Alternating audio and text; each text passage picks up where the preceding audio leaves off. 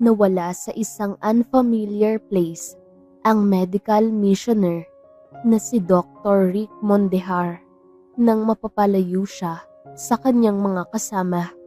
Kaya nagpanggap siyang bakasyonista na naligaw para makahingi ng tulong at para na rin maisalba ang sarili dahil sa narinig niyang sabi-sabi na hindi daw binubuhay ang mga doktor, nurses, basta related sa medisina kung mapadpad sa lugar na yon. Biglang nakaramdam ng takot si Rick sa kaligtasan niya, kaya nalaman ng mga tao kung sino talaga siya at kung ano ang propesyon niya. At ang nakahanap sa kanya ay si Christine, na matandang dalaga na magbubukid. Pinutuloy siya sa tahanan nito pansamantala hanggang sa makauwi siya sa kanila.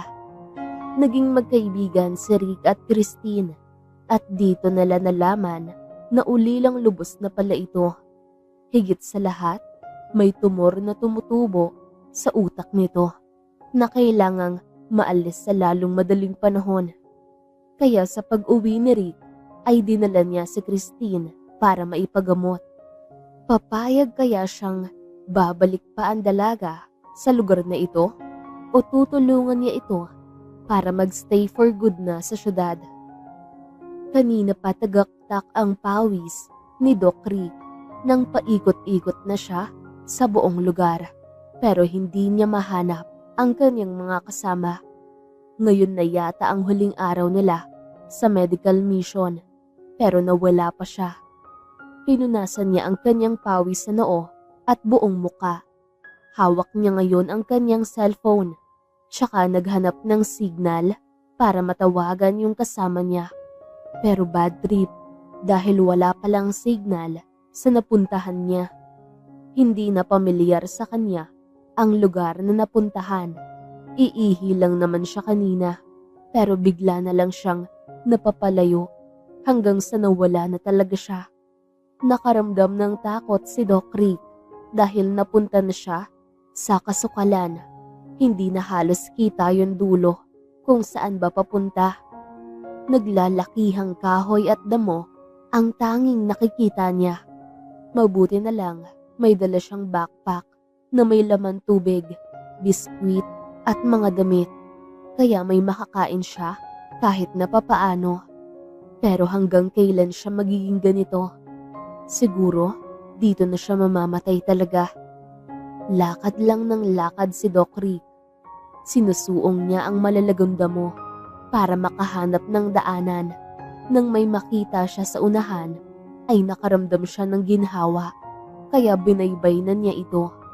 Napalunok si Doc Rick nang makasalubong niya ang isang batang lalaki na titig sa kanya na may kasama pang pagkunot ng noo. Hi, pwede magtanong? Saan papunta ang daan na ito? Nakangiting tanong ni Doc Rick. Very approachable ang itsura niya, pero hindi man lang ngumiti ang nasabing bata. Para yatang pasan ng batang ito ang mundo dahil problemado. Impyerno, sagot ng bata. Napangiwi si Doc Rick sa naging sagot ng bata. Galit ka ba sa akin? Maayos naman akong nagtanong sa'yo. Tanong ni Rick. Hindi naman. Sadyang bawal ang hindi taga rito sa lugar na to. Sagot ng bata. Napakunot ang noo ni Doc Rick. Curious siya kung ano ang ibig sabihin ng bata na bawal. Bakasyonista kasi ako kaya naligaw ako. May pupuntahan akong kakilala rito. Sabi ni Rick. Hindi ka naman siguro doktor o nurse? Tanong ng bata. Hindi pa muna sumagot si Doc Rick. Tinitimbang niya kung magsasabi siya ng totoo o hindi. Naramdaman niya na parang may mali sa propesyon na yun base sa sinabi ng binata. Hindi, sagot ni Rick. Mabuti na lang kasi hindi makakalabas ng buhay ang ganun trabaho sa lugar na to. Sabi ng bata. Curious na naman siya kung anong meron. Bakit? Tanong ni Rick. Basta mag-iingat ka kuya. Sana makakapunta ka sa kakilala mo ng ligtas. Sagot ng bata. Napanguwi na lang si Doc Rick nang naglakad na palayo ang batang lalaki hanggang sa mawala na ito sa kanyang paningin. Natakot na siya, parang ayaw na niyang magpatuloy. Sana napakiusapan niya kanina ang bata na samahan na lang siya. Pero walang choice si Doc Rick, kundi tatagan ang kanyang loob. Nagpatuloy siya sa paglalakad nang makalma na niya ang sarili niya. Makulimlim na nang makarating si Doc Rick sa isang baryo. Maraming bahay na gawa sa kugon at kumabog ang dibdib niya nang makaramdam na parang may mali sa lugar na ito. Nagtayuan lang lahat ng balahibo niya sa katawan. Papagabi na, saan na kaya siya pupunta ngayon? Sana makahingi siya ng tulong sa lugar na ito. Saan ka pupunta? Galit na tanong ng boses lalaki. Paglingon ni Doc Rick ay nakaharap niya ang malaking lalaki na may dalang itak na kumikintab pa. Tapos may tela itong nakatali sa noo. Magandang hapon. Bakasyonista po ako na naligaw. May pupuntahan akong kakilala rito. Nakangiting sagot ni Doc Rick. Napalunok siya nang tignan siya mula ulo hanggang paa ng lalaki. Talaga ba? Hindi ka doktor na may medical mission rito? Tanong ng lalaki. Hindi po. Mabuti yung malinaw, sabi ng lalaki. Sino bang kakilala mo rito? Interrupt ng lalaking malaki ang tiyan. Iba ang aura nito, malaki ang mata at mahilig tumitig ng pailalim. Kaya mas lalong natakot si Doc Rick. Parang gusto na niyang magpalamon ng buhay sa lupa. Kabado siya dahil nagsisinungaling siya. Naligaw talaga siya. Pero hindi bakasyonista, kundi doktor. Nag-isip pa siya kung sino. Hiling niya sa kanyang utak na sana makisama. Si Christine po, sagot ni Rick. Ang naisip niyang pangalan ay yung head doctor nila sa medical mission na ito. Kilala ko yun. Ang bahay niya ay nasa dulo. Baybayin mo lang. Wala namang ibang bahay dyan. Sige na, umalis ka na. Sabi ng lalaking malaki ang tiyan. Nagpasalamat naman si Doc Rick at mabilis ang naging hakbang palayo. Sobrang lalim ng paghinga niya nang makalayo sa lugar na yon. Mabuti na lang na save siya ng ganung pangalan. Kung sino man ang babaeng yon ay magpapasalamat talaga siya ng sobra. Wala pa naman siyang bahay na nakita. Siguro nasa unahan pa. Nang makaramdam ng pagod si Doc Rick, ay nagpahinga siya sa ilalim ng malaking kahoy hanggang sa hindi niya namalayan na nakatulog na pala siya. Sa kabilang banda, si Christine ay nagmamadaling umuwi dahil papadilim na, tapos nagugutom na rin siya. Sumasakit na naman ang kanyang ulo. Binibilang na niya sa kanyang utak ang nalalabi sa buhay niya. May tumor ang kanyang utak dahil sa hirap ng buhay ay hindi siya makapagpagamot sa ospital. Napakahirap ng mag-isa, walang magulang na nag-aalaga. Kahit may edad na siya, ay kailangan pa din niya ng kalinga ng isang ina. Pero wala siyang magagawa kasi ulila na siyang lubos. Nang mapadaan sa malaking puno ng kahoy si Christine, ay napakunot ang noo niya kasi nakita niya ang isang lalaki na nakasandig habang tulog. Nagtaka siya kung bakit may ibang taong hindi taga rito na napadpad sa lugar nila. Curious si Christine sa kung ano ang ginagawa ng lalaking ito dito, kaya dahan-dahan siyang naglakad palapit rito. Nang nakatunghay na siya sa lalaki, ay napansin niya ang kinis ng kutis nito. Matangos ang ilong at gwapo. Sino kaya ang lalaking ito? Uy, gising. Malapit nang gumabi, sabi ni Christine. Dahan-dahan niyang Niyugyog ang balikat ng lalaki hanggang magising ito. "Anong pangalan mo?" tanong ni Rick. Ngumiti si Christine sa lalaki. "Christine," sagot ni Christine. Dali-daling tumayo ang lalaki at sinukbit nito sa likod ang backpack. "Rick nga pala ang pangalan ko. Bakasyonista ako sa kabilang bayan at naligaw ako rito." Pakilala ni Rick. "Ganun ba?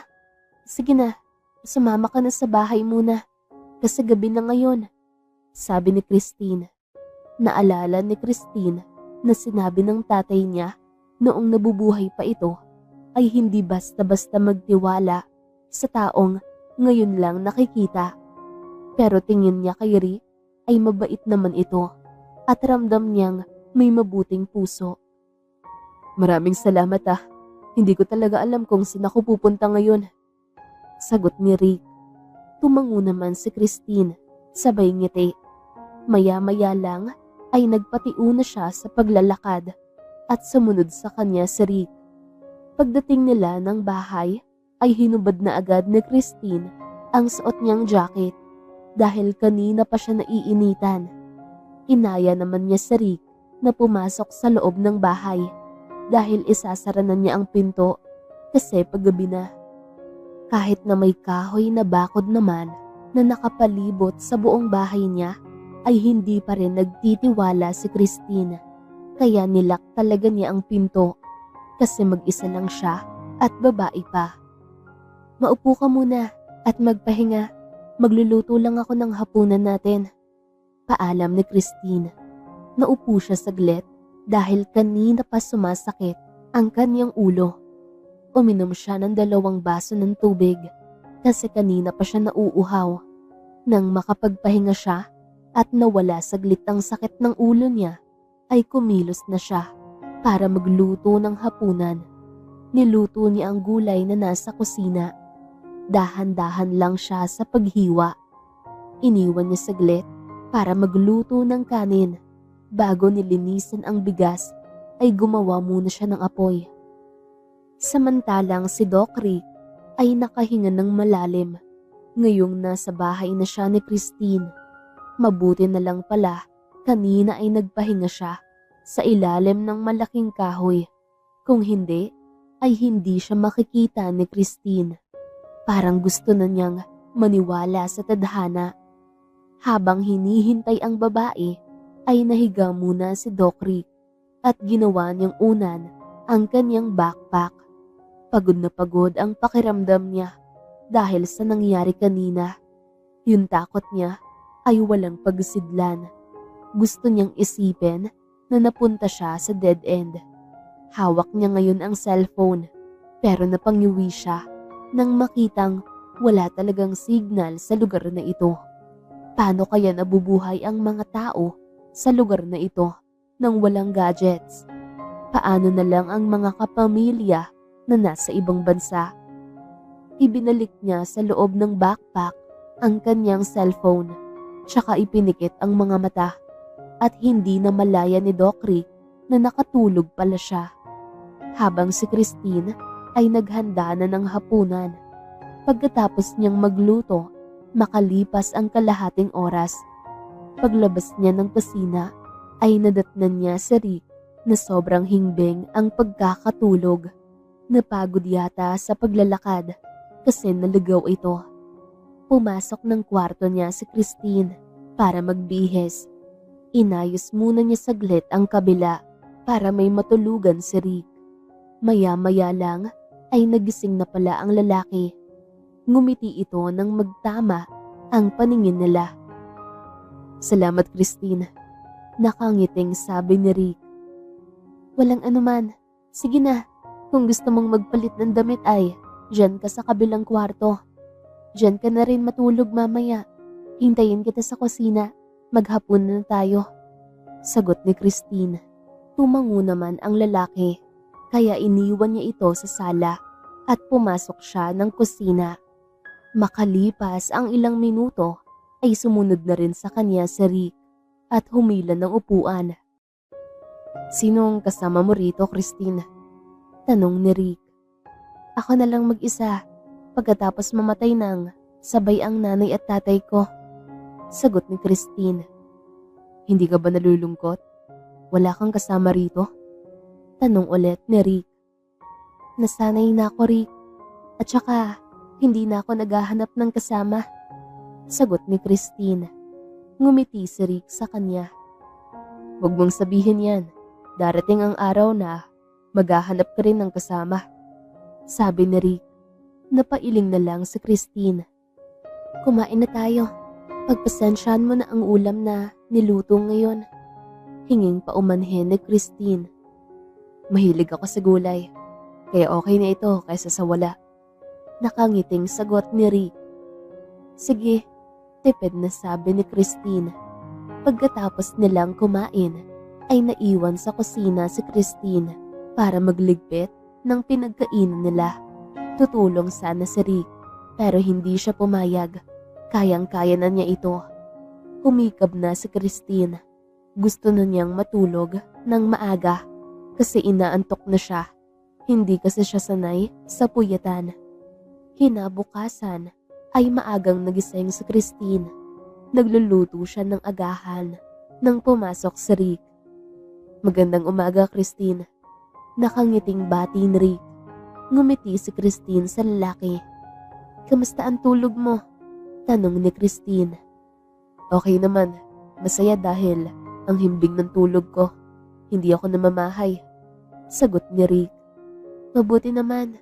Siya nga pala. Pupunta ako sa bukid ngayon. Maiiwan kang mag-isa rito. Sabi ni Christine. Sasama ako sa'yo para matulungan kita sa kung ano ang gagawin mo doon. Sagot ni Rick. Ikaw ang bahala. Nakangiting sabi ni Christine. Kumain na sila agad para naman hindi sila maabutan ng sikat ng araw.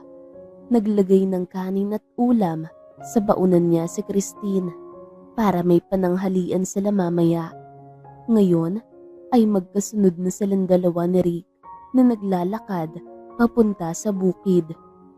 Pagdating nila doon ay tinapos niya ang itatanim niyang mais at palay na tinulungan naman siya ng lalaki.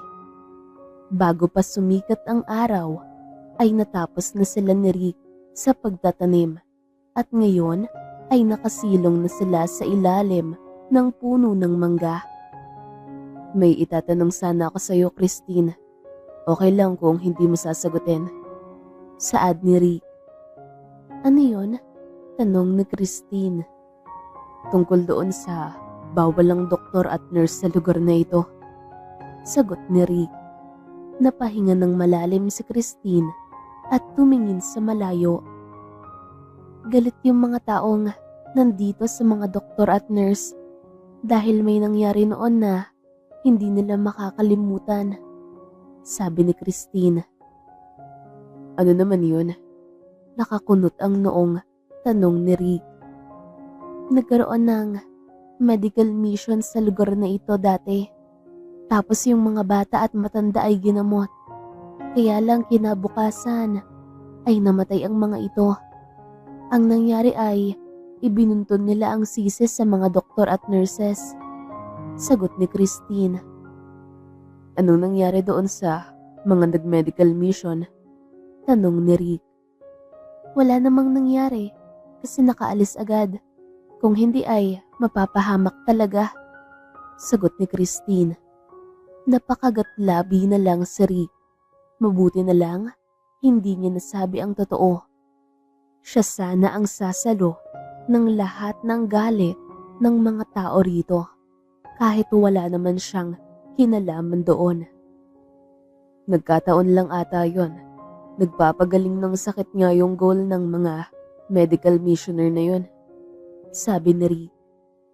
Sarado yung utak nila kasi nawalan sila ng mahal sa buhay. Iba kasi ang mindset nila rito sa bundok. Sagot ni Christine. Paano kung magkakasakit sila? Tanong ni Rick. Ginagamot nila ang sarili nila. Naiiling na sagot ni Christine. Pagkatapos nilang mag-usap, ay gulay na naman ang itatanim ni Christine bandang hapon. Tinulungan na rin niya para madaling matapos. Ang tahimik talaga dito, no? Nakangiting sabi ni Rick. Oo, sobrang nakakabingi ang katahimikan, sagot ni Christine. Tumingin si Rick kay Christine. Nagtataka din siya kung bakit mas gusto ni Christine dito sa bukid kaysa ang magtrabaho sa bayan o di kaya sa Maynila. May ganda naman ito o kabutihan sa puso kaya pwedeng-pwede ito doon. Wala ka bang planong magtrabaho sa Maynila? Tanong ni Rick. Umiling si Christine, sabay hinga ng malalim. Parang hindi ako mabubuhay doon. Masanay kasi ako rito sa bukid. Tsaka ni minsan ay hindi pa ako nakapunta doon. Sagot ni Christine. Madali lang naman ang buhay sa Maynila kung madiskarte ka. Marami naman pwedeng pasukan na trabaho doon. Sabi ni Rick. Hindi ko talaga kaya. Sagot ni Christine. Tumango naman si Rick. Hindi naman pwedeng pinipilit ang isang tao sa bagay na hindi nito kayang gagawin. Napatingin sa malayo si Rick at iniisip ang kanyang mga kasama. Sana nakauwi na ang mga yon. Hindi na siya hinanap dahil baka mapahamak pa ang mga ito. Nang matapos sila ay naisipan na nilang umuwi. Pero bago yon ay tinulungan muna niya si Christine na mag-harvest ng mga saging na ibibenta nito at siya na rin ang magkakarga pa uwi. Hindi sanay si Rick sa ganitong pamumuhay pero titiisin niya muna dahil nandito pa naman siya at saka malaki ang utang na loob niya sa babae. Ihahatid mo ba ito sa bayan? Tanong ni Rick. Hindi, may kukuha niyan sa bahay. Mas pabor sa akin kasi ang layo kong lalakarin. Wala kasing nagagawa na may motorsiklo sa lugar na ito kasi malayo na sa kabihasnan. Sagot ni Christine. At takot din siguro ang mga tao, sabi ni Rick. Tumingin sa kanya si Christine at tumango. Makalipas ang ilang oras ay narating na nila ang bahay. Pawisan masyado si Rick dahil ang bigat ng isang sako na puno ng saging ang dala niya. Napaupo agad siya sa upuan dahil nanginginig ang kanyang buong katawan sa bigat. Salamat Rick, pahinga ka muna, sagot ni Christine. Maya-maya lang habang si Christine ay napakagatlabi nang mapatingin kay Rick na parang hinahapo sa bigat ng pinsan nito. Agad siyang pumasok sa kusina para kumuha ng tubig at ibigay sa lalaki. Ngumiti naman ito sa kanya, tsaka nagpasalamat. Nagpahinga na rin si Christine sa loob ng kwarto niya kasi sumasakit na naman ang kanyang ulo. Bandang 6:00 ng hapon ay dumating ang kukuha ng saging niya. Si Carding at Marlo, ito yung pamilya ng mga namatayan noon na sinisisi ang mga doktor at nurse. Parang may something sa personality ng mga ito. Pero hindi naman siya natatakot dahil hindi siya ginawa ng masama kahit minsan. Kaya kampante siya. Isang sako lang to, Christine? Tanong ni Carding. Oo, hindi pa kasi namumunga yung iba. Sige lang, magsabi agad ako kung meron. Sagot ni Christine. Napansin niya si Marlo na parang tumitingin sa buong paligid. Ang lalaking ito ang sobrang tahimik tapos parang hindi nagsasalita kaya hindi malaman kung ano ang iniisip. Hindi naman niya pwedeng i-judge na ang mga personality ng mga bawat isa dito sa kanila kasi may mga pinagdadaanan din ang mga ito na gaya niya. Siya nga pala, nagkita na kayo ng kaibigan mong hinahanap ka? Napadaan kasi siya sa bahay namin noon, kaya tinatanong namin kung sinong kailangan. Akala namin naligaw siya pero nang banggitin ang pangalan mo ay napanatag kami. Alam mo naman na walang pwedeng mapadpad na ibang tao dito sa lugar natin. Tanong ni Carding. Napakunot ang noo ni Christine. Si Rick ba ang tinutukoy ng mga ito? Hindi naman niya yun kilala ng personal. Pero baka siya ang kilala ng lalaki. Kaya lang, ni minsan ay hindi pa sila nagtagpo. Ngayon lang talaga. Oo, nasa loob, sagot ni Christine. Mabuti na lang, kung hindi ay lagot talaga siya sa amin. Singit ni Marlo. Napakagatlabi na lang si Christine. Kaya mas pinili na lang niyang huwag umimik at tinanggap ang pera na inabot kay Carding. Makalipas ang 1 oras ay pumasok na sa loob ng bahay si Christine pagkatapos umalis ng 2 lalaki. Pagpasok niya sa loob ay nadatnan niya si Rick na nakaupo sa may upuan. Tapos parang napansin niya ang takot sa itsura nito. Okay ka lang? Tanong ni Christine. Napahinga na lang ng malalim si Rick na nakatingin sa kanya. Oo, tipid na sagot ni Rick. Naupo si Christine sa tabi ni Rick. Ano ba talaga yung nangyayari? Narinig mo naman siguro ang usapin namin ng kumuha ng saging kanina. Tanong ni Christine. Pasensya ka na. Hindi ko naman sinasadya na masabi yung pangalan mo. Ang iniisip ko kasi noon, yung kasama ko na kapangalan mo sa sobrang takot. Nakahinga ako ng maluwag dahil may kapangalan pala na gaya nun. Sagot ni Rick. Ngumiti si Christine at tinapik ang balikat ni Rick. Huwag kang matakot, akong bahala sa'yo. Sagot ni Christine. Salamat. Nakangiting sabi ni Rick. Hinabukasan ay nagtaka si Christine na maaga pa lang ay wala na sa kwarto nito si Rick. Nakita niyang wala na ito sa kwarto kasi nakabukas ang pinto. Maya-maya lang ay napakunot ang noo niya nang makarinig ng tunog na parang nagbibiyak ng kahoy sa likod bahay. Kaya nagmamadali siyang lumabas at pumunta doon. Uy, anong ginagawa mo? Tanong ni Christine. Ngumiti lang sa kanya si Rick. Natigilan naman siya at napatitig sa lalaki at masasabi niyang guwapo talaga ito. Sobra. Magandang umaga, Christine. Magsasaing sana ako kaso wala na palang kahoy kaya nagbibiyak ako nito. Sagot ni Rick. Nakakahiya naman. Ako na lang sana yan. Sabi ni Christine. Tumawa si Rick. Mas nakakahiya kung ikaw ang gagawa nito. Tapos ako ang lalaki rito. Sagot ni Rick. Napangisi na lang si Christine. Walang problema. Mas mukha pa nga akong lalaki kesa sayo. Sabi ni Christine.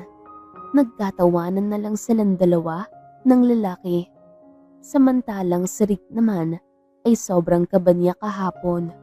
Ang akala niya ay ibubuko siya ni Christine at sasabihin sa mga lalaking yon na hindi talaga sila magkaibigan. Mabuti na lang ay hindi talaga. Mabait naman kasi ang babae, kaya nakahinga siya ng maluwag. Pero hindi din siya handang sabihin kung ano ang totoo. Tsaka na lang siguro kapag aalis na siya sa lugar na ito at hindi na babalik. Nang matapos sa pagbiyak ng kahoy si Rick, ay bumalik na siya sa loob ng bahay at nadatnan niya si Christine na nakapagsaing na tapos naglalaba. Nakatagilid ito sa gawin niya kaya kitang-kita niya ang matangos nitong ilong pati haba ng pilik mata. Mabuti na lang, may marami kang pondo ng tubig rito, no? Sabi ni Rick. Oo, malayo kasi ang pag-iigiban doon sa ibaba. At saka, ako lang naman noong una, kaya hindi masyadong gastos sa tubig. Pareho lang din ngayon, hindi ka masyadong maanis sa tubig. Sagot ni Christine. Oo, nakikita ko kasi wala namang gripo dito sa malapit. Sabi ni Rick. Nag-iisip na ako kung ano ang pwede natin gawin ngayon kasi hindi naman tayo pupunta ng umahan. Saad ni Christine. Maliligo na lang tayo ng sapa, tapos mamingwit ng isda. Meron ba yun dito? Nakangiting tanong ni Rick. Oo, meron. Doon sa ibaba talaga. Sagot ni Christine. Kung okay lang sa'yo, kung pagod ka ay dito na lang tayo sa bahay. Sabi ni Rick. Natawa si Christine. Ano ka ba? Okay lang. Dati nga pumupunta ako doon ng mag-isa. Ngayon pa kayang may kasama na ako? Nakangiting sagot ni Christine. Tumango naman si Rick. Maya-maya lang ay gumagayak na sila. Siya ang naglagay ng kanin sa baunan nila ni Christine. Kasi si Christine ay gumagawa pa ng pamingwit sa labas. Ngayon, 2 ang ginawa nito. Sa kanya yung isa. Nagdala na rin siya ng posporo, tapos suka at toyo. Mangunguhan na lang siya ng sili mamaya sa gilid bahay pag alis nila. Mag-iihaw daw sila doon sa tabi ng sapa. Masaya din palang maligaw paminsan-minsan kung makakahanap ng bagong kaibigan na mabait. Maswerte lang siguro siya na naligaw siya na hindi napapahamak. Pero muntikan na talaga yon. Pagdating nila doon ay sobrang tahimik. Kung siya lang mag-isa ang titira sa lugar na ito, ay matatakot siya. Bilib talaga siya kay Christine dahil nakakatagal sa lugar na ito. Hindi ka pa ba nagugutom? Tanong ni Rick. Medyo pa lang. Sana makahuli tayo ngayon para makakain tayo ng maayos. Nakangiting sagot ni Christine. Paano kung wala? Nakangising sambit ni Rick. Meron yan. Doon tayo mamingwit sa parte ng malalim. Maraming ligaw na tilapia rito. Tapos ang lalaki. Sagot ni Christine. Tumango naman si Rick at sumunod na siya sa babae na pumwesto sa malalim na parte. Siya ang nagdala ng baon nila. Kaya maayos niya itong nilapag malapit sa kanila para hindi madumihan. Maya-maya lang ay sinunod niya ang ginagawa ni Christine. Nakaawang ang kanyang bibig nang mapansin niyang may gumagalaw sa bingwit niya. Ano yun? Isda ba yun? Sambit ni Rick. Napahalakhak si Christine at tinampal ang kanyang braso. Hilahin mo na agad para hindi makawala, sabi ni Christine. Kaya agad hinila pa itaas ni Rick ang kanyang bingwit at nagniningning ang kanyang mga mata nang may huli siyang isda. Ayan, meron na tayong uulamin ngayon. Nakangiting turan ni Rick. Sabi ko sa'yo, meron talaga dito, sagot ni Christine. Makalipas ang 1 oras ay nag-iihaw na sila. 3 yung nakuha niyang isda, tapos kay Christine naman ay 4, kaya mabubusog talaga sila ngayon. Pinaypayan niya ng maigi para mabilis maluto kasi nagugutom na siya talaga. Tapos si Christine ay gumagawa ng sausawan nila. Nang maluto ay kumain na sila agad ng tahimik. Tsaka palang nag-usap nang mabusog na sila at maubos ang kanin, pati na rin ulam. Hindi halatang gutom tayong dalawa. Nakangising komento ni Rick. Ngumisi naman si Christine. Kaya nga ubos lahat, sagot ni Christine. Ang lakas mong kumain pero hindi ka naman tumataba, puna ni Rick. Tumawa lang si Christine sa kanya. Oo nga puro yata maliit ang bituka na meron ako. Nakangiting sagot ni Christine. Loka, hindi naman pwede yung ganon, sabi ni Rick. Bandang hapon ay naisipan na nilang umuwi dahil parang uulan. Kasi masama ang panahon, hindi na mainit. Kaya kampante silang naglalakad kahit na malayo. Napapangiwi pa si Rick dahil sobrang tahimik talaga. Pakiramdam niya, any moment ay parang may lalabas talaga na masamang tao o di kaya masamang hayop dito. Maya-maya lang ay napansin ni Rick na parang humahawak sa braso niya si Christine at naririnig niyang hinahapo ito. Pahawak saglit pinupulikat ako, turan ni Christine. Sige lang, sa kakaupo mo yan kanina. Sagot ni Rick.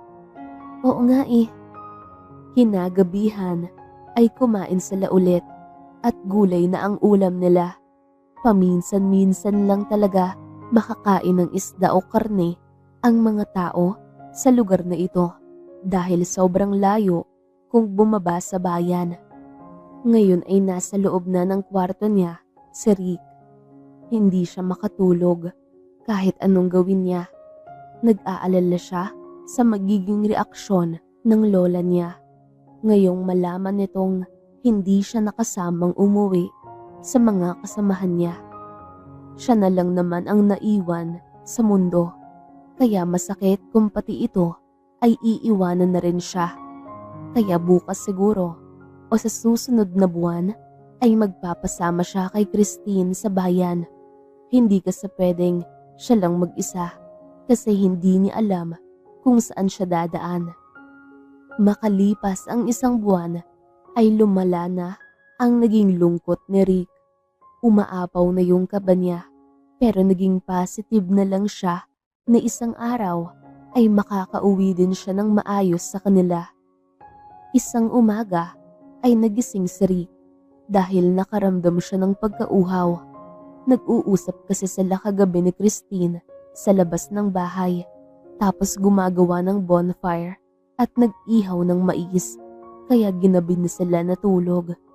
Paglabas ni Rick ng kwarto ay napakunot ang kanyang noo nang mapansin niyang parang may humihikbi sa kabilang kwarto. Christine, okay ka lang? Tanong ni Rick. Walang sumagot kaya itinulak niya ang pinto kasi nag-aalala siya at nakita niya ang babae na sumuksok sa gilid tapos hawak nito ang buhok na hila ng buong puwersa kaya napakunot ang noo ni Rick. Ang sakit ng ulo ko, reklamo ni Christine kaya agad niya itong binuhat tsaka pinahiga sa katre sabay punas sa basa nitong pisngi. Paano ba yung sakit? Normal ba o hindi na kaya? Tanong ni Rick. May brain tumor ako, Rick. Napatignan ko na ito dati tapos hindi lang naipagamot kasi wala akong pera. Sagot ni Christine. Napailing si Rick. Abay delikado pala itong si Christine kaya kailangan na talaga niyang umuwi sa Maynila. Lumabas tayo ng kwarto. Uuwi ako ngayon at sumama ka sa akin. Magpapagamot tayo doon. Sabi ni Rick. Hinarga niya si Christine palabas ng kwarto. Tapos pumwesto sila sa may sala. Naghanap siya ng gamot para sa sakit ng ulo. Kahit papaano ay mawala yung pain. Hindi na. Wala akong pera pambayad sa ospital. Sagot ni Christine. Maraming paraan. Ako ang bahala sa iyo doon. Huwag nang matigas ang ulo. Kung gusto mong gumaling ay sumunod ka sa akin. Sabi ni Rick. Kinabukasan habang si Christine ay nasa loob ng kwarto, nagpapahinga. Nawala na yung sakit pero baka mamaya ay babalik na naman ito. Malulungkot siya kung aalis si Rick at maiiwan siyang mag-isa. Kung sasama siya rito ay magagamot siya. Tapos magkakasama pa rin sila. Kaya napagdesisyonan na lang niyang sasama na lang siya sa pag-uwi nito. Maya-maya lang ay nagbihis na siya pagkatapos niyang maligo. Tapos lumabas ng kwarto. Aalis na tayo? Tanong ni Christine. Nadatnan niya sa Rick na hawak ang cellphone nito na nakayuko. Oo, huwag ka nang magdala ng mga damit. Ibibili na lang kita doon. Tsaka yung mga umahan mo rito at mga tanim ay iwanan mo na lang siguro sa mga tao rito. Nakangiting sagot ni Rick. Tumango naman si Christine. Makalipas ang isang oras ay nag-umpisa na silang maglakad pababa ng bayan. Hoodie ni Rick ang suot niya tapos pinahiram din siya nito ng sapatos. Pareho lang yata sila ng size ng paa. Magkasabay silang dalawa na naglalakad sa makipot na daan na may malalagong damo. Matagal-tagal na rin bago ulit nakababa ng bayan si Christine. Mabuti na lang, hindi niya nakalimutan kung saan siya dadaan. Kung hindi ay maliligaw sila. Hindi ka ba napapagod? Tanong ni Christine. Tumingin sa kanya si Rick na sobrang lalim ng buntong hininga. Grabe ang lugar na ito. Pagdating natin sa bayan ay lumpo na ako. Sagot ni Rick na may kasamang reklamo. Napangisi naman si Christine. Tapos wala pa tayong kain kasi walang ulam. Sabi ni Christine. Bibili na lang tayo ng pagkain mamaya at sa bus na lang tayo kakain. Hindi ko alam kung pagdating natin doon ay may masasakyan pa tayo. Sagot ni Rick. Natawa si Christine sa naging reaksyon ni Rick. Pinapawisan na ito kaya nilapitan niya at humawak siya sa braso nito para sabay silang dalawa na maglakad. Kaya natigilan si Rick sa pagrereklamo. Pagdating nila sa bayan ay dumiretso sila ng terminal. Bumili muna si Rick ng makakain nila tapos naghanap na sila ng pwedeng masakyan. Papaakyat na sana sila ng bus nang harangin sila ng konduktor kaya napansin niyang sumimangot si Rick. Iisa na lang pong upuan ang available, sir, sabi ng konduktor. Alam nga namang iiwanan ko tong kasama ko. Istriktong sagot ni Rick. Tahimik sa likuran ng lalaki si Christine. Hintay na lang po kayo sa susunod na bus. Naiiling na sambit ng konduktor. Nako, hindi na. Mamaya pa yon. Nagmamadali kasi kami. Kakandungin ko na lang siya. Siguro naman wala nang pamasayo yun, ah. Sagot ni Rick. Napakagatlabi na lang si Christine. Nakita niya kung paano napakamot sa batok ang konduktor na umalis sa pagkakaharang. Pagkaupo ni Rick ay hinila siya nito ng dahan-dahang pakandong rito. Pinagtitinginan naman sila ng iba pang mga pasahero. Awkward naman ang naging pakiramdam ni Christine. Nakaramdam siya ng hiya kasi hindi niya na-experience ang ganitong bagay. Kasi hindi pa naman siya nakapag-boyfriend. Tapos bigla siyang nakakandong dahil wala ng space sa bus. Hindi ka ba nahihirapan dyan? Tanong ni Christine. Baka may maipit siya na hindi dapat. Kaya umayos siya ng upo na wag masagi. Hindi naman. Umayos ka ng upo. Hindi ka naman mabigat. Huwag mo na lang pansinin yung mga nakatingin sa atin. Nagmamadali tayo eh. Sagot ni Rick. Napapailing na lang sa isip si Christine nang maramdaman niyang nakakulong pala ang bewang niya sa mga braso ni Rick para hindi siya mahulog. Hindi niya alam kung ano ang nadarama ng matandang lalaki na katabi nila ngayon sa upuan na ganito sila nagkakandungan rito. Napabuntong hininga na lang siya nang makarinig siya ng dalawang dalagita na nagbubulungan sa likuran nila. Ang sweet daw nila tignan ni Rick. Sobrang bagay, parehong attractive, gwapo at maganda. Samantalang si Rick ay napapangisi sa naging ganap nila ni Christine. Isang oras na ang nakalipas pero nakakandong pa rin ito sa kanya. Napahinga na lang siya ng malalim nang nakaramdam siya ng kaba sa pagkakadikit nila ng ganito ni Christine. Nakasandig na ang katawan nito ngayon sa kanyang dibdib kasi nakatulog na. Masama na naman yata ang pakiramdam.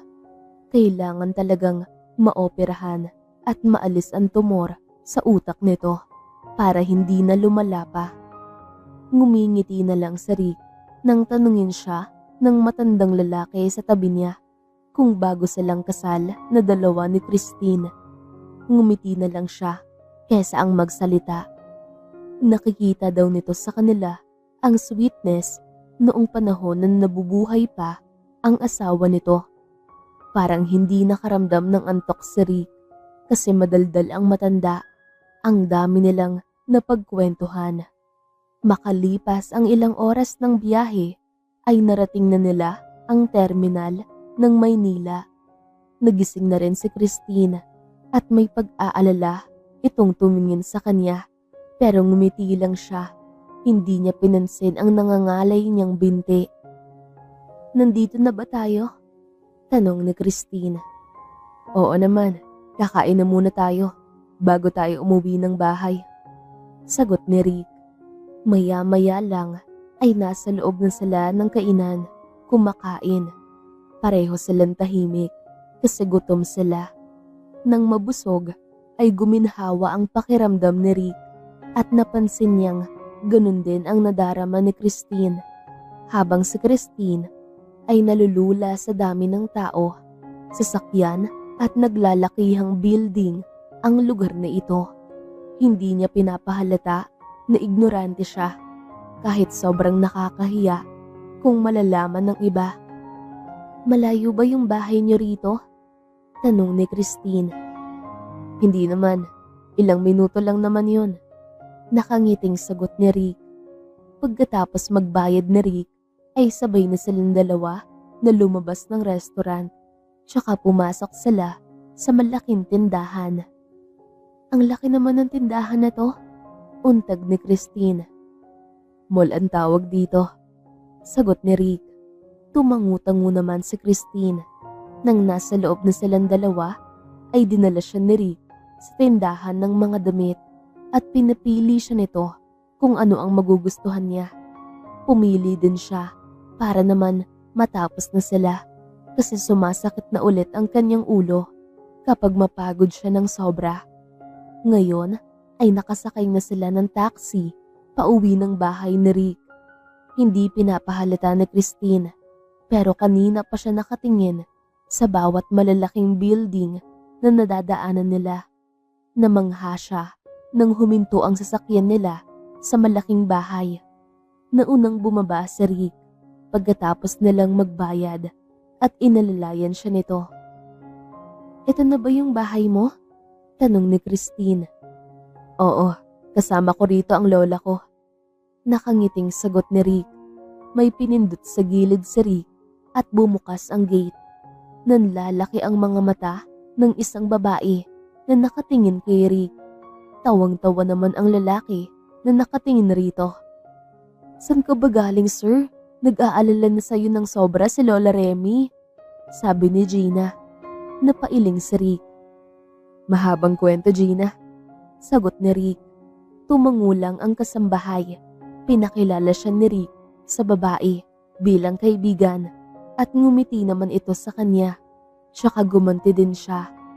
Pagpasok nila sa loob ay kitang-kita ni Christine na tumutulo talaga ang luha sa mga mata ng matandang babae.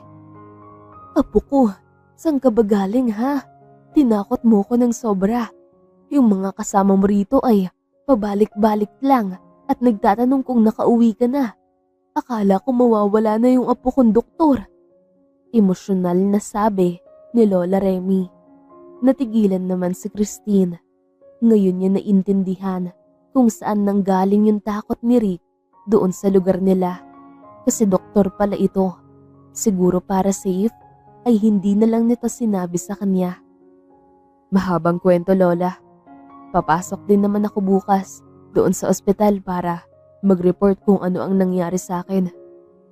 "Sige, may kasama ka pala," nakangiting sabi ni Lola Remy. Lumingon sa kanya si Rick. Inabot nito ang kamay niya at pinalapit siya. "Opo, si Christine, kaibigan ko po," sagot ni Rick. Lumapit siya sa matandang babae at yumakap siya rito, sabay mano. "Masaya po akong makilala ka, Lola," turan ni Christine.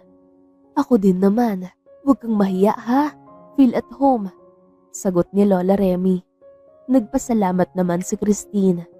Napahinga ng malalim si Christine nang mapansin niyang iba ang ngiti sa labi ng matandang babae. May iba itong iniisip kaysa ang maniwala na magkaibigan lang silang dalawa ni Rick. Pagkatapos ng usapan ay nagpaalam na si Rick sa lola nito para magpahinga at inihatid siya sa magiging kwarto niya. "Okay ka lang rito? O sa kwarto ko na lang tayo?" Nakangising tanong ni Rick.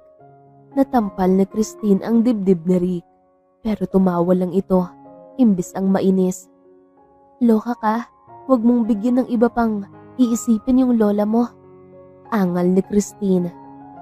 Hayaan mo na lang si lola, naninibago lang kasi siya dahil ngayon lang ako nagdala ng babae rito sa bahay. Kaya yun talaga ang iniisip niya. Sabi ni Rick. Wala ka palang naiiwang nobya rito? Tanong ni Christine. Wala, kasi naging busy ako sa work. Pasensya ka na ha, kung hindi ko sinabi sa yung doktor ako. Baka gagawin akong pulutan doon. Sagot ni Rick. Okay lang, walang problema yun sa akin. Nakangiting sabi ni Christine. Kinabukasan, habang si Rick ay maagang nagising, nakontak na niya kagabi ang mga kasama niya sa trabaho at ibinalitang okay lang siya at nakauwi na ng ligtas. Tadtad kasi siya ng mensahe ng mga ito na puno ng guilt kasi hindi siya nakasamang umuwi ng mga ito. Sabi niya, nakalimutan na lang dahil parte ng buhay ang makaranas ng ganon at saka wala din namang nangyari sa kanya na masama. Pagkabangon ni Rick ay dahan-dahan siyang lumabas ng kwarto. Balak niyang i-check si Christine sa kwarto nito pero naririnig niya ang boses nito sa ibaba. Kausap ang lola niya. Ang bilis namang magkasundo ng dalawa. Natawa nga siya dahil alam niyang iba ang iniisip ng matandang yon sa kanila na Christine. Ayaw nitong maniwala na magkaibigan lang sila. Nang magkatinginan silang dalawa ng dalaga, ay ngumiti ito sa kanya. Nang tignan niya ang kanyang lola, ay sobrang lapad nang naging ngiti nito. Magandang umaga, apo. Papasok ka na? Tanong ni Lola Remy. Opo, Lola. Isasama ko po si Christine. Nang tignan niya ang dalaga, ay tumango ito. Makalipas ang 1 oras, ay bumabiyahe na sila papuntang ospital. Sobrang tahimik ni Christine at hindi niya alam kung ano ang iniisip nito. Pagdating nila ng ospital, ay niyakap siya ng mga kasama niya sa trabaho sa sobrang galak. Tapos si Christine ay nasa isang tabi lang na seryoso ang ekspresyon nito. Pagkatapos niyang mayakap ang mga ito, ay pumasok na siya sa opisina ng kanyang kaibigan na doktor na gaya niya. Kumatok siya sa nakasarang pinto at nang marinig niya ang tinig ni Oliver mula sa loob, ay pumasok na siya. San ka ba nagsusuot? Para na kaming aatakihin sa puso nang hindi ka nakasama sa kanilang umuwi. Tanong ni Oliver. Naligaw ako at napunta sa ibang lugar. Sagot ni Rick. Mabuti na lang ligtas kang nakauwi. Sabi ni Oliver. Tumango naman si Rick. Ang dami pa nilang napag-usapan. Sabay silang nakatingin nang bumukas ito at pumasok si Christine. Napakunot ang noo ni Oliver nang tignan siya nito. Siya nga pala, si Christine, kaibigan ko. Pakilala ni Rick. Tumango naman si Oliver sa dalaga, sabay ngiti. Nagpaalam sa kanya si Christine na lalabas na muna ng ospital dahil may gusto itong bilhin. Pagkaalis nito ay hinarap siya ni Oliver at maraming tanong ang titig nito sa kanya. Nakakagulat ka, pagbalik mo ay may dala ka ng babae. Komento ni Oliver. Nakilala ko siya nang maligaw ako. Tinulungan niya ako at pinatara sa bahay niya. Kaya ako siya dinala sa pag-uwi ko. Gusto ko siyang ipagamot. May brain tumor daw siya and I don't know kung gaano na ba kalaki yun. Sabi ni Rick. Gamutin natin as soon as possible. Sagot ni Oliver. Pwede bang ikaw ang gumawa nun para sa akin, pare? Tanong ni Rick. Oo naman, walang problema. Nakangiting sagot ni Oliver. Sa sumunod na linggo, samantalang si Christine ay hindi mapakali sa kanyang kinauupuan sa loob ng kwarto niya sa ospital. Kailangan nang matanggal ang tumor sa utak niya bago pa lumaki ng tuluyan. Kinakabahan nga siya at nag-aalala ng sobra sa magiging resulta kung sakali. Maya-maya lang ay biglang pumasok si Rick, kaya napatingin agad siya rito. Lumapit sa kanya ang lalaki, sabay ngiti, pero hindi pa rin gumagaan ang pakiramdam niya. "Ready ka na?" tanong ni Rick. "Parang hindi, natatakot ako," sagot ni Christine. Ngumiti si Rick at inakbayan siya. "Huwag kang mag-alala, hindi mo naman mararamdaman yung sakit. Pag-gising mo ay gumaling ka na," sabi ni Rick. "Paano kung hindi na ako magising?"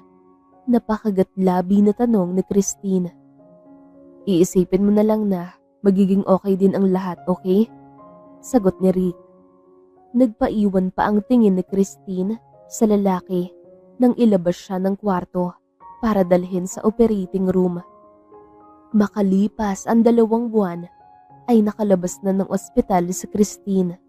Nawala ang negatibong pag-iisip niya nang magising siya pagkatapos ng operasyon at ngayon ay tuluyan na siyang gumaling. Utang niya ang lahat ng ito kay Rick na walang ibang ginawa kundi magstay sa tabi noong mga panahong kailangan niya ng karamay. Masaya din siyang tumira sa bahay nito kasama ng Lola Remy nito kasi sobrang daming kwento. Maya-maya lang ay nagulat si Christine nang bigla na lang sumulpot sa tabi niya si Rick na nakakunot ang noo.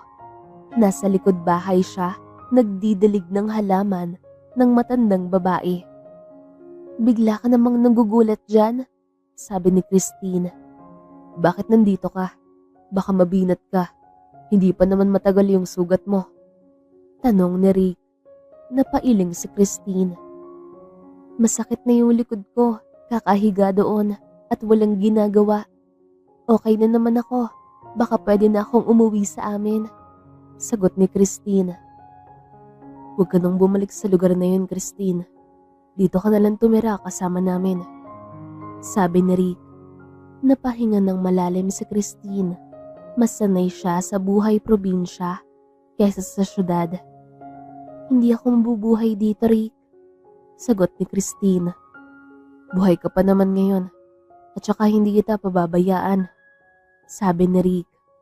Hindi na umimik si Christine kasi kung magdadahilan pa siya ay mas lalong hindi siya mananalo sa argumento. Naisip din niya na kung babalik siya doon ay mag-isa.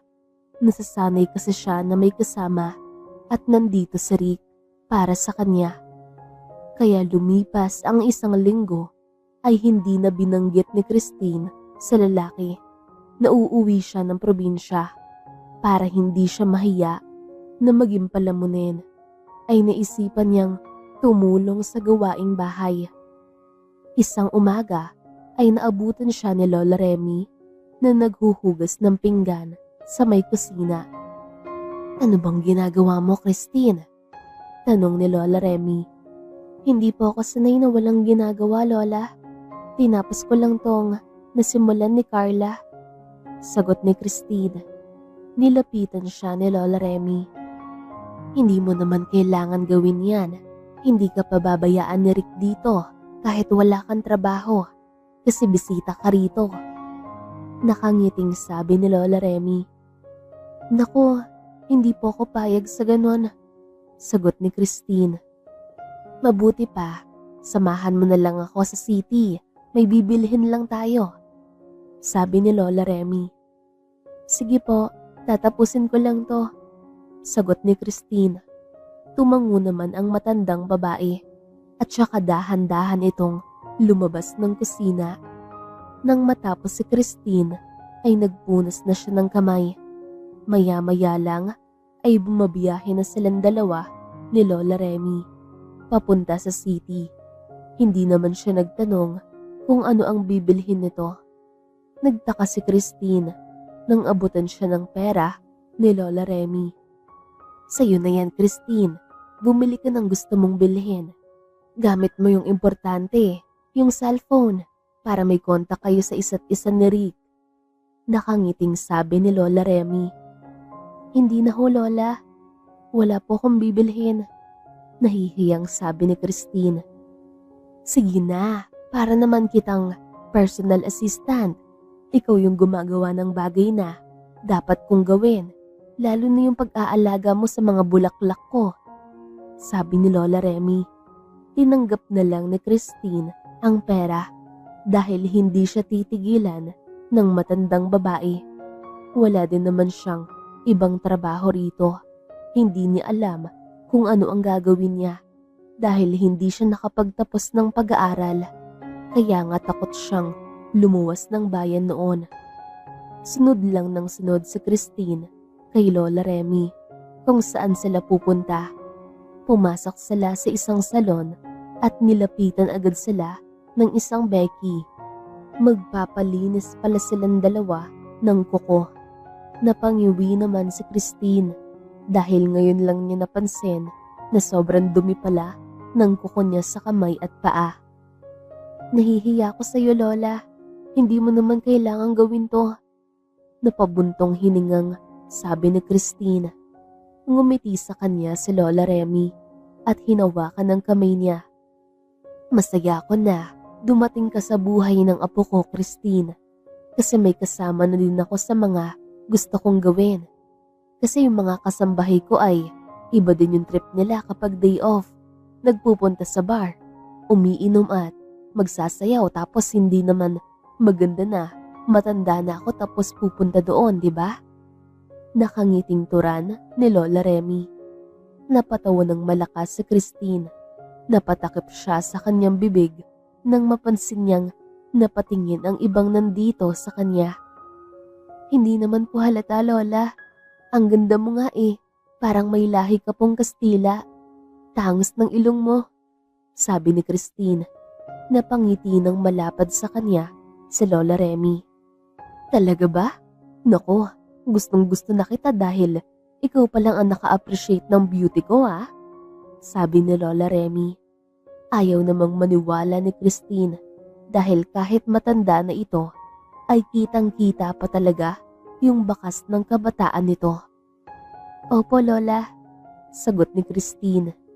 Makalipas ang isang oras ay natapos na silang dalawa ni Lola Remy na nagpalinis ng kuko. Tapos ay naisipan niyang ipaputol ng kaunti yung buhok niya. Tapos pinakulutan. Tuwang-tuwa naman ang matandang babae dahil sa kinalabasan, tsaka puring-puri ito sa kanya. Natawa si Christine sa itsura niya dahil ngayon lang niya napansin na maganda pala talaga siya. Hindi niya ito nakikita noong nasa bukid pa siya dahil busy siya sa paghahanap buhay. Tanghali na nang makalabas sila ng salon tapos dumiretso sila sa isang kainan para mananghalian muna para mamaya ay sa mall na naman daw sila. Hindi naman napapagod si Christine. Nagpapasalamat nga siya sa Diyos dahil na-experience niya ang ganitong buhay pansamantala at kasi alam niya kung ano ang mangyayari bukas. Ang importante sa kanya ngayon na masaya siya. Nang matapos sila sa pagkain ay nasa loob na sila ng mall. Iling ng iling si Christine dahil kung ano-ano na lang ang inaabot sa kanya ni Lola Remy. Ang daming pang paganda na hindi niya alam kung paano niya gagamitin. Lulang-lula siya dahil ngayon lang niya nakita na meron palang mga ganitong gamit. Pagkatapos ay pumunta na naman sila sa may mga damit pambabae. Siya na unang binigyan ni Lola Remy nang makahanap ito ng babagay daw sa kanya. Tapos yung mga flat na sandals naman. Ang ganda mo talagang tignan sa ganyang mga damit, Christine. Suotin mo yan palagi kahit nasa bahay ka o lumabas kasama si Rick. Nakangiting saad ni Lola Remy. Opo, tama na siguro to, Lola. Sobrang dami na kasi. Baka malaki na ang mabayaran mo ngayon, sabi ni Christine. Alam mo ba na, sabi ko sa anak na babae. Kasi yung nag-iisa kong anak ay lalaki. Yun ang daddy na Rick, tapos siya pa, sagot ni Lola Remy. Napakunot naman ang noo ni Christine dahil parang may kulang sa sinabi ng matanda. Yung mami po pala ni Rick? Tanong ni Christine. Ngumiti si Lola Remy. Nasa ibang tao na. Pagkatapos itong manganak kay Rick ay binigay na sa amin yung bata. Tapos nag-fly away na rin. Kaya wala akong magandang memories sa babaeng yon. Kasi hindi kami nagkasama. Sagot ni Lola Remy. Tumangutango naman si Christine. Kinabukasan, maagang gumising si Christine dahil biglang sumakit ang kanyang tiyan. Nagugutom na pala siya. Pumipikit pa siya habang pababa ng hagdan. Mabuti na lang hindi siya nahulog ng maslide dahil nakahawak siya sa may balustre. Dahan-dahan siyang pumasok sa kusina at hindi niya alam kung nakauwi ba kagabi si Rick kasi maaga siyang nakatulog. Wala siyang taong nadatnan sa may kusina pero may pagkain naman. Nag-iisip siya kung nakapag-agahan na ba si Rick at kung natutulog pa ito ngayon. Balak niya sana itong puntahan sa kwarto nito. Kaya lang ay nakasalubong niya sa hagdan ang kasambahay at sinabi nitong maagang umalis si Rick kasi busy ito ni hindi man lang nakapag-agahan. Kaya naisipan ni Christine na ipagluto ng pagkain ang lalaki at hatiran niya ito doon sa ospital. Samantalang si Rick ay kalalabas lang ng emergency room.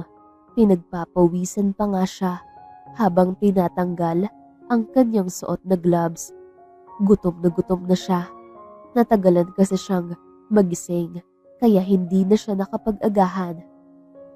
Mabuti naman natapos ka na. Kanina pa may naghihintay sa'yo sa loob ng office mo, sabi ni Oliver. Napakunot naman ang noo ni Rick. Sobrang aga pa para may bisita sa kanya. At sino naman kaya ito?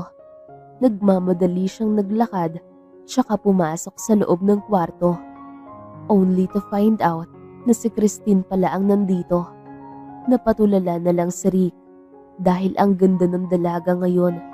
Gumanda lalo kasi nag-ayos tapos kulot na ang buhok nito. Uy, bakit tulala ka dyan ha? Nakangising po na ni Christine. Napalunok naman si Rick, sabay iling ng maraming beses.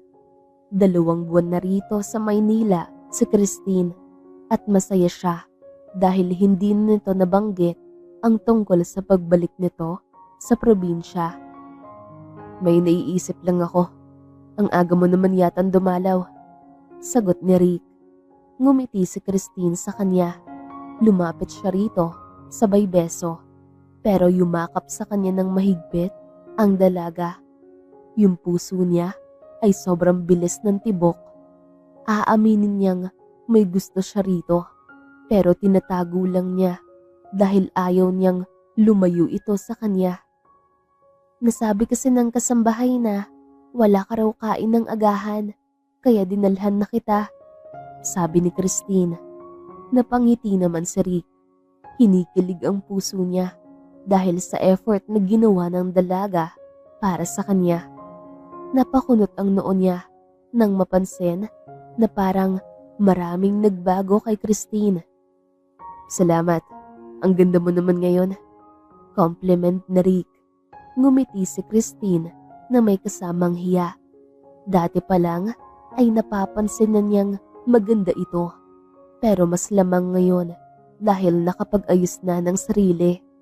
Natutuwa nga siya kasi naman mahal ng lola niya si Christine kasi sobrang bait daw nito at matulungin.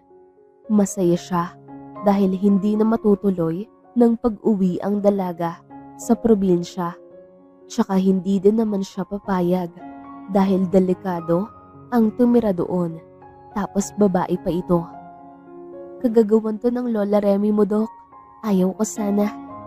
Nakangiting saad ni Christine. Mahal na mahal ka talaga ni Lola, turan ni Rick. Oo nga, parang ako na yung totoong apo, tapos ikaw na yung hindi, sabi ni Christine. Napahalakhak na lang si Rick sa sinabi ni Christine. Natigilan siya dahil bigla na lang nag-slow motion nang mapatingin siya sa dalaga at literal na parang huminto ang pag-ikot ng mundo niya ngayon. I love you. Mahinang bulong ni Rick. Ha? May sinabi ka? Nakakunot ang noo na tanong ni Christine. Napakagatlabi na lang si Rick.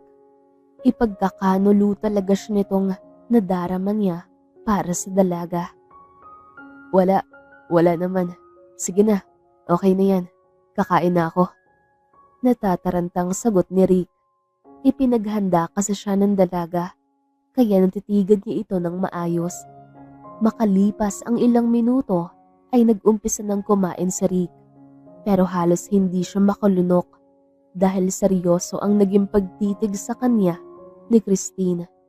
Wala siyang ideya kung ano ang iniisip nito ngayon na tinitignan siya. Uuwi ka na ngayon pagtapos nito? Tanong ni Christine. Bukas pa ng umaga yung out ko rito. Sagot ni Rick.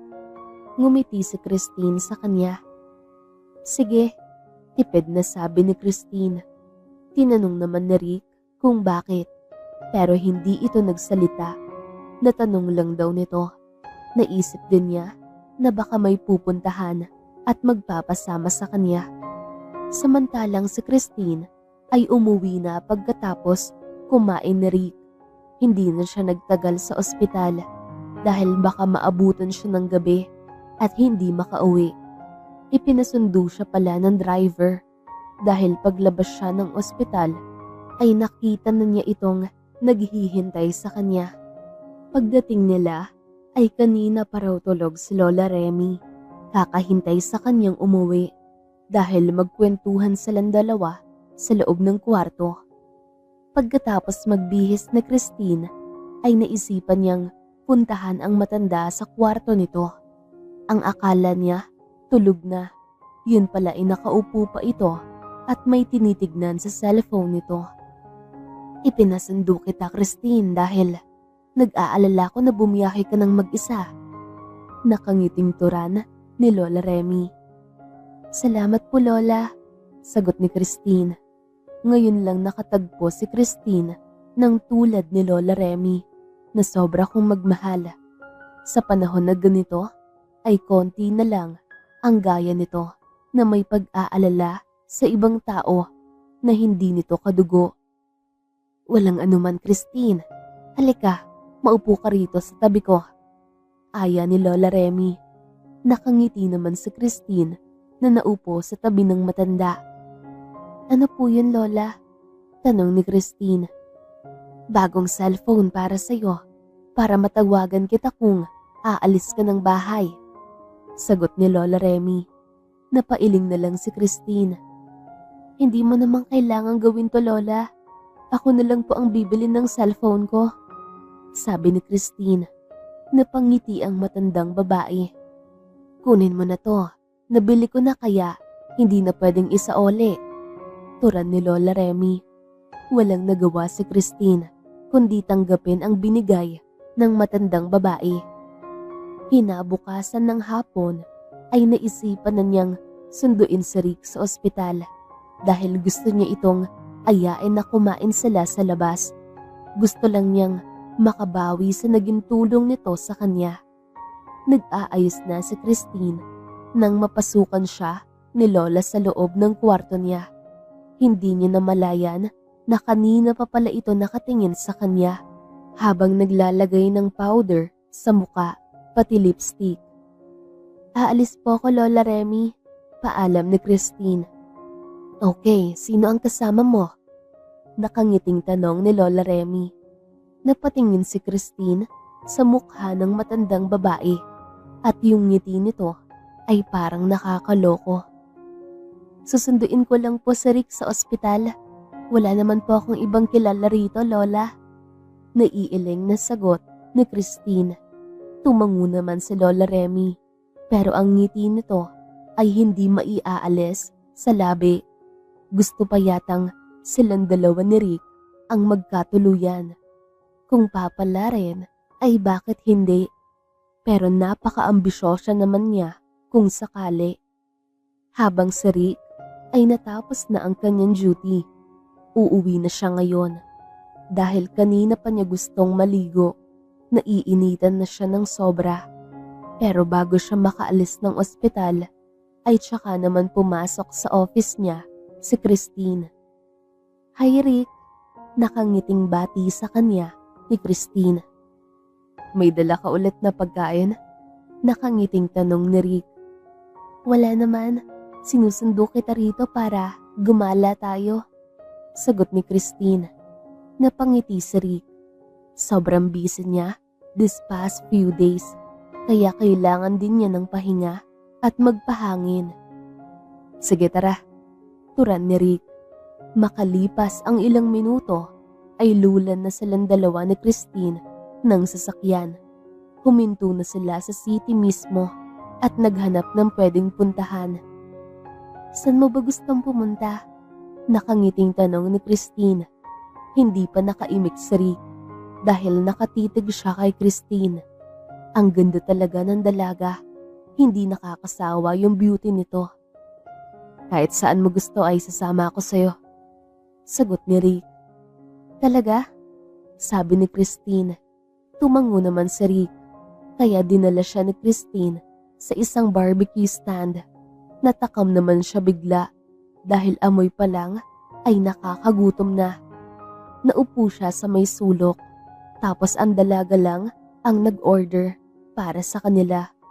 Napasimangot naman si Rick nang mapansin niya ang isang lalaki na nakatitig lang kay Christine sa may gilid.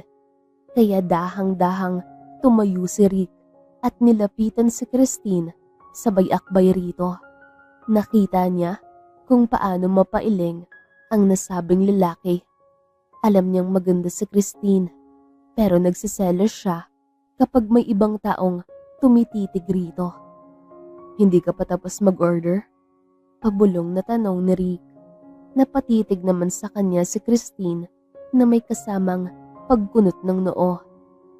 "Tapos na, ipapaluto ko na lang ito," sagot ni Christine. Ngumiti siya rito. "Sige tara, upo na tayo," saad ni Rick. Pagkatapos maipaluto ni Christine ang in-order nito. Makalipas ang ilang minuto ay kumain na silang dalawa ng dalaga. Hindi sila magkarinigan dahil ang daming kumakain. Ang lakas pa ng boses kung magsalita. Pero tumahimik na lang siya imbes na magreklamo. Mabuti na lang nakapagbihis siya tapos nakaligo, kaya ang fresh ang kanyang pakiramdam. "Magsabi ka lang kung gusto mo pa ng kanin para sabihin ko sa tindera," sabi ni Christine. "Okay na ako rito," sagot ni Rick.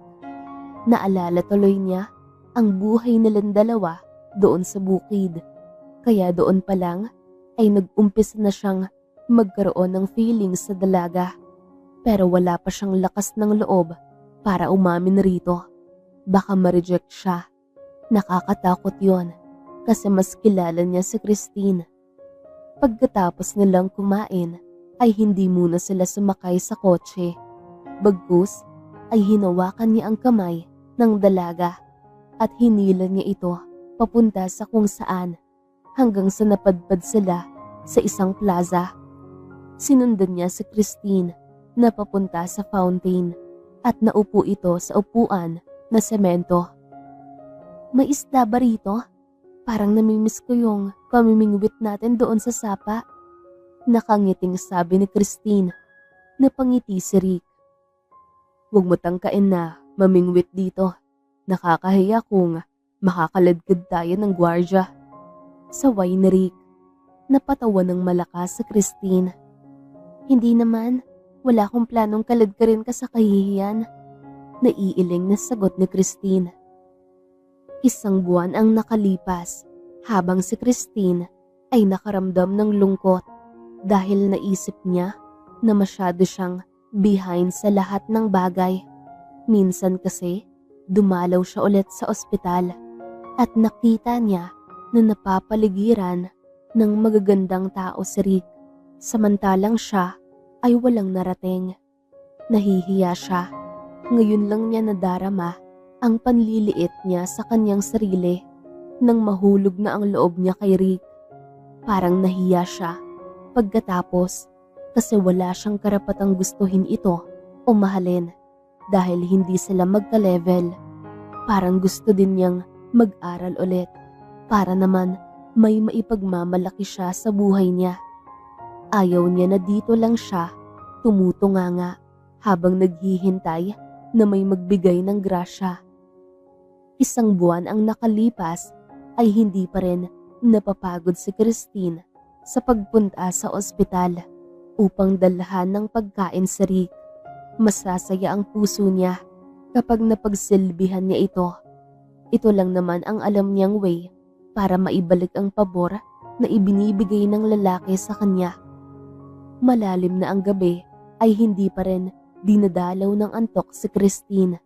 Kaya tumambay muna siya sa terrace habang nakatingala sa malalim na kalangitan. Wala rito ngayon si Rick kasi 1 buwang night shift ang duty nito sa ospital.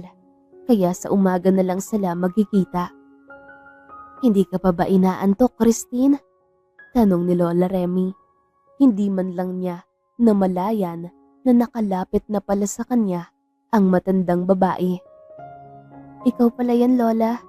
Pasensya na, hindi ko napansin ang pagdating mo." "Opo, okay lang po ako." Nakangiting sagot ni Christine. Umiling si Lola Remy at tinapik ang kanyang balikat. "Sigurado ka? Kanina pa kita napapansin na malayo ang naging tingin mo." Saad ni Lola Remy. Huminga ng malalim sa Christine at ngumiti ng pilit habang nakatingin sa matanda. "Hindi po ako nasisiyahan sa nangyayari sa buhay ko dati, Lola. Yung paghihirap sa pagkayod para kumita ng pera at saka mag-isa na binubuhay yung sarili," sagot ni Christine. Ngumiti sa kanya ang matandang babae at tinapik ang balikat niya. "Ano bang pangarap mo sa buhay? Gusto mong maging kung nakapagtapos ka lang ng pag-aaral?" tanong ni Lola Remy. "Nurse po sana," sagot ni Christine. "Ako na ang bahala para matupad mo ang mga pangarap mo sa buhay at para naman hindi ka mahihiya sa akin. May pagkukunan ka ng pang-tuition mo ay bibigyan kita ng negosyo. Bayaran mo lang ako kapag nakapagtrabaho ka na sa ospital," sabi ni Lola Remy. Dahil sa labis na tuwa ni Christine ay nakaragan niya ang matandang babae. Parang lumuwag ang kanyang pakiramdam. Sa mga sumunod na buwan ay tinupad ni Lola Remy ang ipinangako nito sa kanya. Restaurant ang naisipan ni Lola na ipatayo sa kanya para magkapera siya habang nag-aaral. Wala pang alam si Rick dito kasi hindi naman sila nagkikita dahil busy ito. Samantalang si Rick ay lumabas ng office niya pagkatapos niyang magtrabaho ang mga paperworks niya. Nagkasalubong silang dalawa ni Oliver sa pasilyo ng ospital. Kalalabas lang nito ng operating room. "Siya nga pala, nagkita kami ni Christine sa university. Nag-aaral pala siya doon," untag ni Oliver. Napakunot ang noo ni Rick. Wala na bang nabanggit sa kanya si Christine tungkol doon? "Hindi ko alam. Wala naman siyang sinasabi," sabi ni Rick. "Nagkausap kami. Hindi pa raw niya nasabi sa'yo kasi busy ka. Nursing yung kinuhang kurso ni Christine," tura ni Oliver. Nakasimangot no lang si Rick. Nakaramdam siya ng kaunting tampo dahil hindi siya sinabihan. Pero ang totoo ay masaya siya sa naabot ni Christine. Hindi siya nagsisisi kung bakit dinala niya rito sa Maynila ang dalaga. Siya pa ang naging daan para makamit nito ang pangarap. Nagulat si Rick dahil napag-usapan nila kanina lang si Christine. Pero ngayon ay bigla na lang niya itong nakita na naglalakad palapit sa kanya. Sobrang ganda ni Christine sa suot nitong uniforme. Bagay na bagay rito ang maging isang nurse. Nagulat siya dahil bigla siyang niyakap ng mahigpit ng dalaga. "Maraming salamat, Doc." Nagkrak pa ang boses na sabi ni Christine. Natawa si Rick, pero alam niya ang pakiramdam na sobrang saya, kaya hinayaan niya ito. Nakapag-enroll ka lang sa university ay naging emotional ka na, ha? Nakangiting turan ni Rick. Ngumiti naman si Christine sa kanya. Dahil ito sa inyong dalawa ni Lola, ang laki ng tulong niyo sa akin, sagot ni Christine. Ganon? Ni hindi mo man lang sinabi sa akin na plano mo palang mag-aral. May himig na pagtatampo na sabi ni Rick. Sorry, pero kasi nakakapanliit ng sarili, lalo na kapag na-inlove sa isang taong may narating sa buhay. Mahinang sagot ni Christine, pero dinig na dinig ni Rick ang sinabi nito. Ha? Na-inlove kanino? Nakakunot ang noo na tanong ni Rick. Wala naman, gusto kong sorpresahin ka sana, pero nasabi na pala ni Oliver, sagot ni Christine. Napansin ni Rick na parang napapalunok si Christine. Tinawanan lang niya ito, pero uneasy na ang dalaga. Sa sumunod na linggo ay umuubing lasing si Rick dahil may nakita siyang hindi kaaya-aya sa kanyang paningin. Selos na selos ang kanyang pakiramdam dahil may kasamang ibang lalaki si Christine nang minsang sunduin niya ito sa eskwelahan. Hindi na siya tumuloy kasi naiinis siya. Bagkus ay dumiretso siya sa inuman, tsaka doon nagpakalasing ng sobra. Ano bang nangyari sa'yo, Apo? Akala ko ba susunduin mo si Christine?